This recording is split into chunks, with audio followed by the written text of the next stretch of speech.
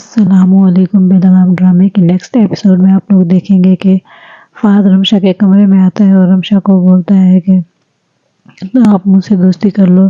تو رمشا کہتی ہے کہ تمہاری ہمت کیسے ہوئی میرے کمرے میں آنے کی؟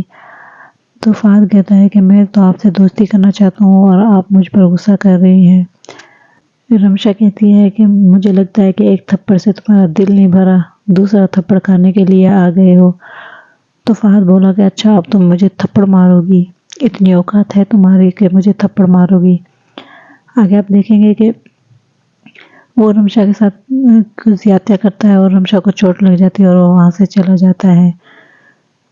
تو وہیں عفنان آ جاتا ہے۔ عفنان کہتا ہے رمشا کو کہ بتاؤ کیا ہوا ہے تمہیں، اتنی بڑی چوٹ کیسے لگی؟ تو رمشا چپ کر کے بیٹھی رہتی ہے، کچھ نہیں بولتی۔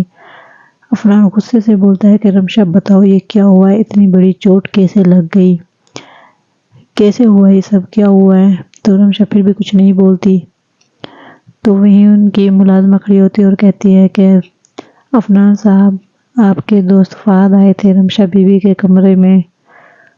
تو عفنان سمجھ جاتا ہے کہ یہ فہد کا کیا دھرا ہے اور عفنان جا کر فہد کا گریبان پکڑ لیتا ہے اور کہتا ہے کہ تم جیسے گھٹیا انسان کو اس سوسائٹی کا حصہ ہی نہیں ہونا چاہیے۔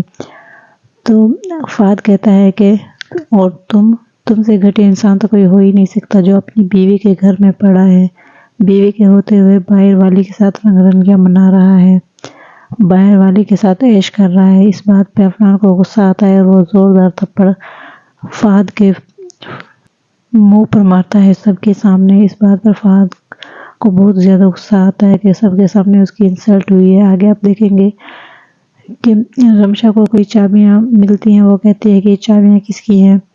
تو ان کی ملازمہ کہتی ہے کہ بیوی جی یہ چابیاں شاید ان مہمانوں کی ہیں جو آئے تھے۔ تو وہ کہتی ہے اچھا میں جاتی ہوں، میں لوٹا دیتی ہوں۔ آگے رمشا جاتی ہے چابیاں لوٹانے کے لیے، تو آگے دیکھتی ہے کہ شانی اپنی چابیاں ڈھونڈ رہا ہوتا ہے۔ تو رمشا کہتی ہے کہ شاید آپ یہ ڈھونڈ رہے ہیں۔ یہ بات سن کر شانی پیچھے مڑ کر دیکھتا ہے، وہ رمشا کو دیکھ کر حیران ہو جاتا ہے۔ آگے کیا ہونے والا ہے نیکسٹ ایپیسوڈ دیکھنے کے لیے ہمارے چینل کو سبسکرائب کریں اور بیل آئیکن کو پریس کریں۔ تب تک کے لیے اللہ حافظ۔